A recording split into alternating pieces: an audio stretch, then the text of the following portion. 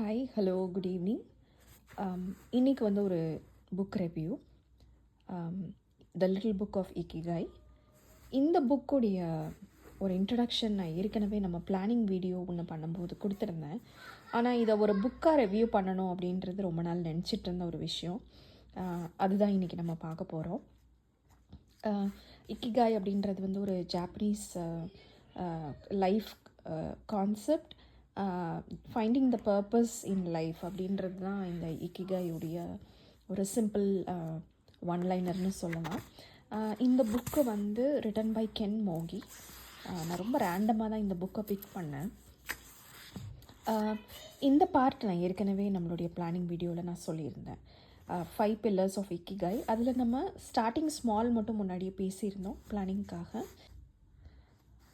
இந்த புக்கில் இக்கிகாய் அப்படின்ற விஷயத்த 5 பிரின்சிபல்ஸ் வச்சு எக்ஸ்பிளைன் பண்ணியிருக்காரு ஆத்தர். இந்த புக்கு நான் ரீட் பண்ண ஆரம்பிக்கும் போது சில ரேண்டமான இன்ஸ்டன்சஸ் வந்து ஆத்தர் வந்து ரெஃபர் பண்ணிகிட்டே இருந்தார். ரேண்டம் எக்ஸாம்பிள்ஸ் கொடுத்துட்டே வந்தார். எனக்கு கொஞ்சம் வந்து இந்த புக்கை அண்டர்ஸ்டாண்ட் பண்ணிக்கிறதுக்கு டைம் ஆச்சு.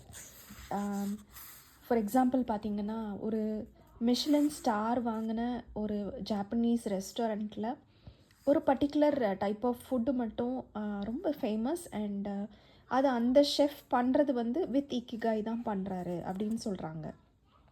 இன்னொரு எக்ஸாம்பிள் பார்த்திங்கன்னா, சுமோ வீரர்கள் இருக்காங்க இல்லையா, அவங்க வந்து ஒருத்தர் அந்த ஒரு ஃபைட் நடக்குது. ஒருத்தர் வந்து ஜெயிக்கிறாரு, ஒருத்தர் வந்து தோற்று போகிறாரு. இருந்தாலும் அந்த ஜெயிச்ச அந்த சுமோ வந்து தன்னுடைய வெற்றியை பெருசாக எக்ஸ்ப்ரெஸ் பண்ண மாட்டாராம். இது நான் இவ்வளோ நாள் கூட கவனித்ததில்லை, இனிமேல் பார்த்தா தான் தெரியும். ஏன் அந்த மாதிரி அவங்க வெற்றியை வந்து பெருசாக கொண்டாட மாட்டேங்கிறாங்க அப்படின்னா, இன்னொரு வீரர் அவரும் சிரமப்பட்டு தான் அந்த போட்டிக்குள்ளே வந்திருப்பார். அவருடைய ஃபீலிங்ஸை ஹர்ட் பண்ணக்கூடாது அப்படின்னு சொல்லிட்டு இந்த வெற்றி பெற்றவரும் கூட அமைதியாக இருப்பாராம்.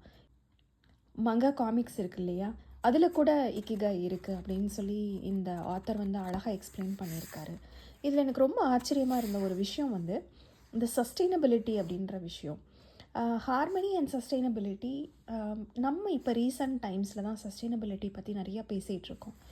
ஆனால் சஸ்டெயினபிலிட்டி அப்படின்ற விஷயம் எப்படி வந்து ஜாப்பனீஸ் மைண்ட் செட்டில் அவங்களுடைய லைஃப் அண்ட் கல்ச்சரில் அது இன்டகிரேட் ஆகிருக்கு அப்படின்றத வந்து இந்த புக்கில் அழகாக எக்ஸ்பிளைன் பண்ணியிருக்காரு.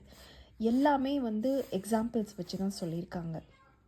ஸோ நீங்கள் ஒவ்வொரு தடவை ஒரு எக்ஸாம்பிள் ரீட் பண்ணும்போது நீங்களே ரிலேட் பண்ண ஆரம்பிச்சிருவீங்க, இந்த 5 பில்லர்ஸில் அவர் எதை வந்து டினோட் பண்ணுறாரு அப்படின்னு சொல்லிட்டு. Starting small, releasing yourself. So நம்ம எந்த வேலை செய்யும் போதும் நம்மளை கம்ப்ளீட்டாக ஈடுபடுத்திக்கிறது. Harmony and sustainability. ஹார்மனி வந்து அமைதி, சஸ்டெயினபிலிட்டி வந்து அதை தக்க வச்சுக்கிற ஒரு முறை. அது எப்படி வந்து நம்ம பண்ணுற விஷயங்களில் வந்து அதை நம்ம இன்டகிரேட் பண்ணிக்கலாம் அப்படின்றதும் பேசியிருக்காங்க. தி ஜாய் ஆஃப் லிட்டில் திங்ஸ். ரொம்ப பெரிய விஷயங்களில், ஆடம்பரமான விஷயங்களில் தான் சந்தோஷம் இருக்கும்னு கிடையாது, சின்ன விஷயங்களில் கூட சந்தோஷம் இருக்கும் அப்படின்னு சொல்கிறது தான் இந்த ஜாய் ஆஃப் லிட்டில் திங்ஸ். இது வந்து ரொம்ப important. Being in the here and now. இதை தான் இப்போ ரீசெண்ட் டைம்ஸில் நம்ம மைண்ட்ஃபுல்னஸ் அப்படின்னு நம்ம சொல்லிகிட்ருக்கோம். இந்த மொமெண்ட்டில் இப்போது என்ன நடக்குதோ அதில் நம்ம கவனத்தை செலுத்துறது வந்து being in the here and now. இந்த புக் ஃபுல்லாகவுமே நிறைய எக்ஸாம்பிள்ஸ் இருக்குங்க. நீங்கள் ரீட் பண்ண உங்களுக்கு வந்து அது புரியும். நீங்கள் ஜாப்பனீஸ் கல்ச்சரில் என்னெல்லாம் நீங்கள் தெரிஞ்சுக்கிட்டீங்களோ, உங்களுக்கு என்னெல்லாம் தெரியுமோ எல்லாமே இந்த புக்கில் இருக்குன்னு தான் நான் நம்புகிறேன். அதில் ஒன்னொன்றுலேயும் இக்கிகாய் இருக்குது அப்படின்னு சொல்லி இவங்க ரொம்ப அழகாக இந்த புக்கில் எக்ஸ்பிளைன் பண்ணியிருக்காங்க. இந்த புக்கோடைய நான் ஒரு 3/4 முடித்த பிறகு தான் எனக்கு இந்த புக்கு வந்து என்ன ஆங்கிளில் வந்து இந்த புக்கை எழுதியிருக்காங்கன்றது எனக்கு புரிய வந்தது. இன்ஃபேக்ட் நான் புக்கு முடிக்கும் போது நினச்ச ஒரு விஷயம் வந்து திருப்பியும் இந்த புக்கை வந்து ரீட் பண்ணணும். நிறைய எக்ஸாம்பிள்ஸ் இருக்குங்க, ரொம்ப ரொம்ப யூஸ்ஃபுல்லாக இருக்கும்.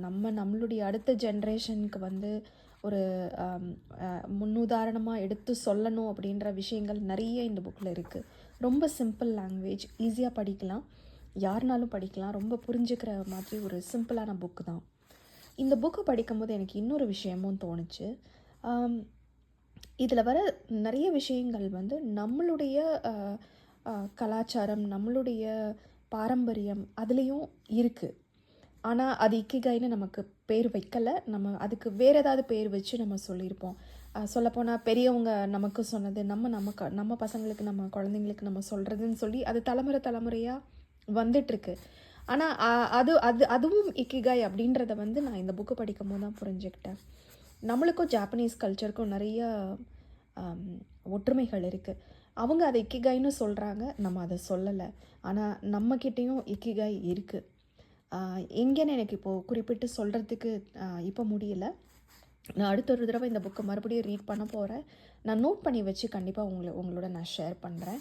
இந்த புக் ஹைலி ரெக்கமெண்டட். ரொம்ப ஈஸி லாங்குவேஜுங்க. எல்லாருக்கும் ஈஸியாக புரிகிற மாதிரி தான் எழுதியிருக்காங்க. நான் இப்போ கொடுத்த இந்த ரிவ்யூ வச்சு உங்களால் இந்த புக் பற்றின ஒரு பேசிக் ஐடியா வந்திருக்கும்னு நினைக்கிறேன். நீங்களும் இந்த புக்கை ரீட் பண்ணிவிட்டு எப்படி இருந்ததுன்னு கமெண்ட்ஸில் ஷேர் பண்ணுங்கள். ஏற்கனவே நீங்கள் ரீட் பண்ணியிருந்தீங்கனாலும் கமெண்ட்ஸில் ஷேர் பண்ணுங்கள். இன்னொரு புக் ரிவ்யூவோட உங்களை நான் அடுத்த வீடியோவில் சந்திக்கிறேன். பாய்.